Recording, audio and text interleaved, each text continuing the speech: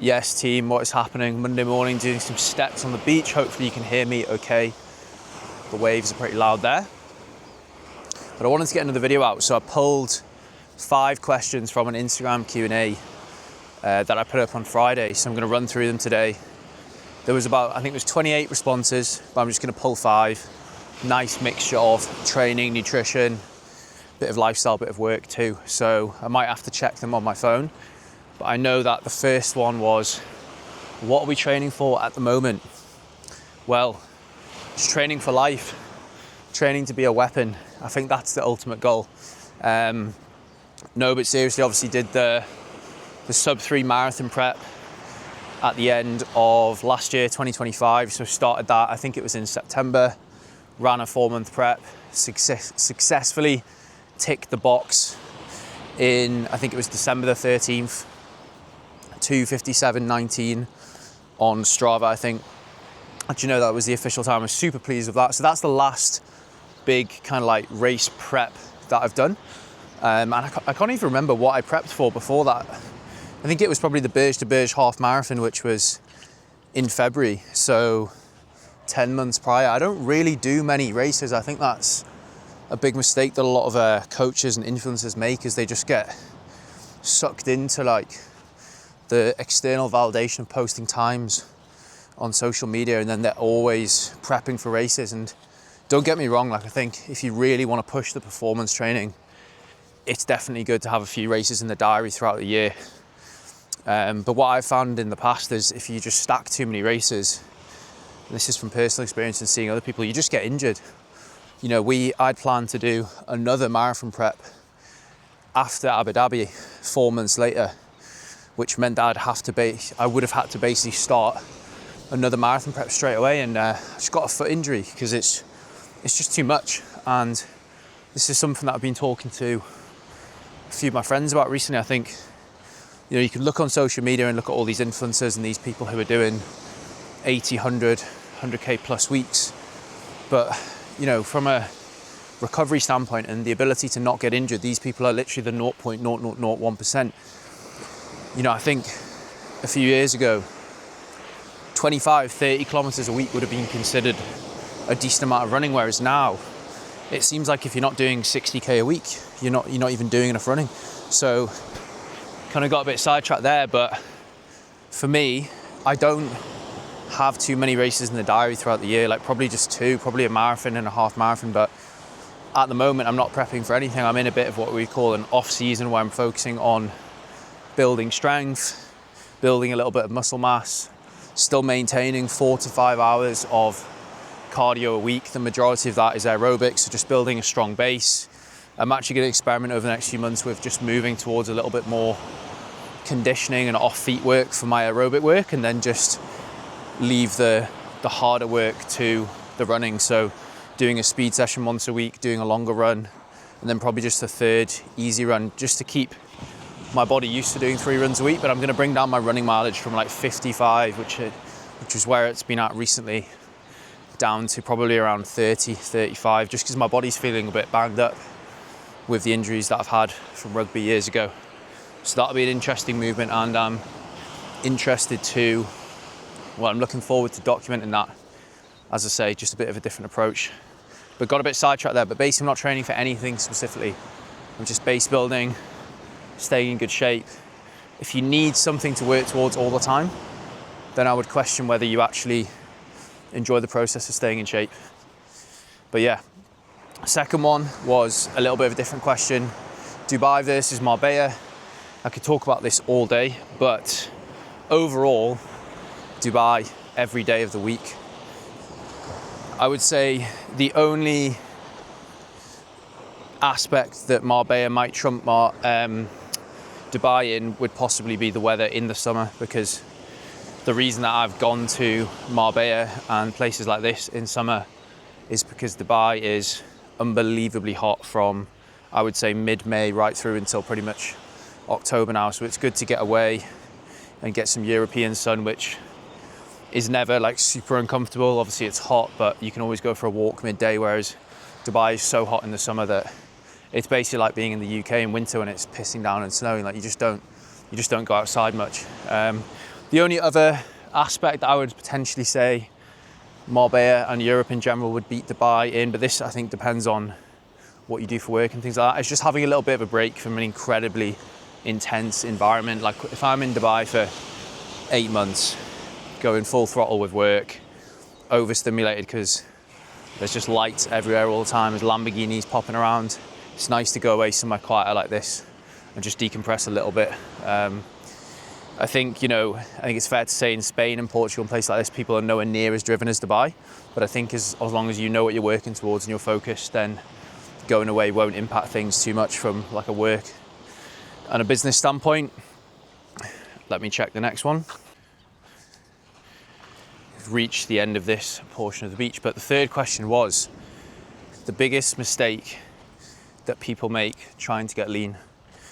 I could literally make a whole YouTube series on this, but I'll try and gear it towards the people that I usually work with. So men in kind of high pressure roles, people who travel, high stress, things like that. So I think the biggest mistake, I know this sounds obvious, I'm not trying to plug my coach, I promise, but I think it's not reaching out for help actually. I don't think it's about isolating one individual factor with training, nutrition, recovery and sleep like that. I think it's just a lot of these people have actually been in pretty good shape in the past in their lives, whether that's when they were at uni or at school when they're playing a lot of sport. And usually when they go into these jobs or they start their own business, things slip because they're focused on making money and progressing their career, but over time their kind of health starts to decline and they get themselves into a sticky position where they're probably 10 to 15, sometimes even 20 kg overweight, and it's very hard to get started. And they kind of sometimes, to be honest, they have an ego because they used to be in shape. I hear a lot of people say, I know what I'm doing, I used to be in great shape. And I'm like, well, the problem is that you aren't now, and you're actually very, very far away from being in good shape. So I think the biggest mistake people make would be actually just not reaching out and maybe not realizing how sticky of a position they get themselves into. And I always say to people, if you want to lose 5 pounds, it's not too hard. You probably could do that yourself with ease, even if you are in those sorts of really, really busy job roles. But losing 15 kg plus, that's quite a big task, and you need structure and routine, and most importantly you need to stay consistent to do that, because if you were consistent for a month you might be able to lose 5 to 6 kg, but if you fall off for a week, you have a really busy week of travel, loads is going on, and you don't have the accountability in place from someone like me or the team to keep you accountable, keep you on track, you can quite easily gain back 2 or 3 kilos. Then you just go through these periods of just fluctuate in terms of body weight, fluctuate in terms of motivation, because no one likes to see themselves take those sorts of steps back. So I think that's probably the biggest mistake people make, is they leave it too long and then they find themselves in their late 30s, sometimes early 40s, overweight. And if you'd made a change in your early 30s, you could have had 10 years of being in shape. So I would say that's probably the biggest mistake. But from a practical standpoint, I would say tracking calories and nutrition. People love to say that they eat healthily, and I don't doubt that they do, but there's a very big difference between eating healthily and eating the right amount of food and calories and the right macros for your goals. And anyone can eat healthily for 3 days, but what happens when you go out on the weekend? You have loads of drinks. Did you eat healthily that day? So I often say to people, unless you track calories consistently for a year, you don't have the knowledge to be able to eat intuitively, and it's incredibly hard to lose weight whilst eating intuitively. I don't even think I could do that, because I'd end up under fueling. So yeah, not getting started would be a big issue, and probably the nutrition side of things, but honestly, every aspect of most people's routine could definitely be improved. Right, the next one. How long have you been a coach? So I think 6 years as of literally 2 weeks ago. I'm pretty sure I got my PT qualification maybe on the 1st or 2nd of May in 2020. So that'll be 6 years officially coaching. The first 2 years, pretty much 2 years, were on the gym floor, personal training. I always had a few online clients alongside that, just because I had a decent Instagram account. And then when I moved to Dubai in 2022, just under 2 years later, actually it would have been probably more like, not even 2 years, more like a year and a half. That's when I left the majority of my PT clients, because obviously I was moving country, moved some of them online, and then really focused on building the online client base. And then think I got from around 30 clients to around 55 in about a month, because I just started working with a mentor as well. And he helped me grow things there, and I hired my first coach. And then ever since then, I've always continued to work with clients myself and just built the team out. And now we have a team of 4, including myself. But yeah, I honestly love it. I love it for so many different reasons. I find it very easy to coach most of the time, just because basically I'm just teaching the lifestyle that I've lived ever since I was, 14 really. I started training when I was 14. I started being aware of my nutrition from that age too. I put an Instagram post about it up the other day. Just, it's crazy to look back. I've actually been doing this for literally over half my life. So in terms of teaching people how to live, a healthy lifestyle and be consistent with their training, I find that incredibly easy. But I also love the challenge of building the brand. I like the marketing. I like the business side of it too. Sometimes I don't love it, but I think the other aspect of it that I probably love the most is just having the freedom to do it from wherever I want. I did an internship in my second year at university when I was doing a business degree, and I had no idea I was going to go into fitness. It was I was in the marketing department in a recruitment company, and I just fucking hated it. I did it for not even 2 months, getting paid minimum wage to sit at a desk and literally just do research on LinkedIn and Twitter. It was literally terrible, and I was like, I'm never working for anyone ever again. And I did work in bars just to make some money to pay for my car, but I knew I was never going to do it long term. I literally just knew that I wanted to do my own thing, make money my own way, and have freedom and autonomy. And I went all in on that because,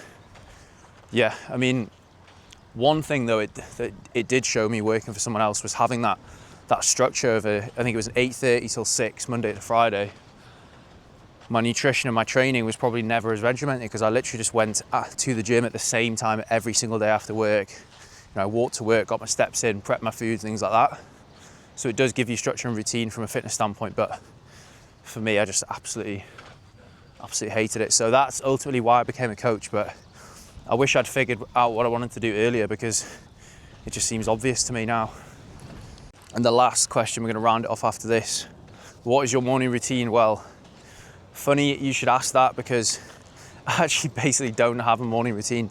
I literally just usually just get up, get a coffee, go to the toilet, weigh myself, whatever I need to do, and then get straight into work. But I've realised that sometimes, although I love work, I don't think that's necessarily that healthy. There's definitely no right or wrong way to do your morning routine, but I think sometimes it's good to just get up and do something like this. So as of today, Monday, the 18th of May, I'm going to be doing my mobility in the morning for about 20 minutes, and I'm going to go for a walk and listen to a podcast or something, and then I'm going to get stuck into work. So that's actually what I'm doing right now. I'm going to go to the supermarket and pick up some fruit, and I'm going to get stuck into work. So short, fast Q&A there. Hopefully you found some of it useful. If you want me to do another one of these, just leave a comment below.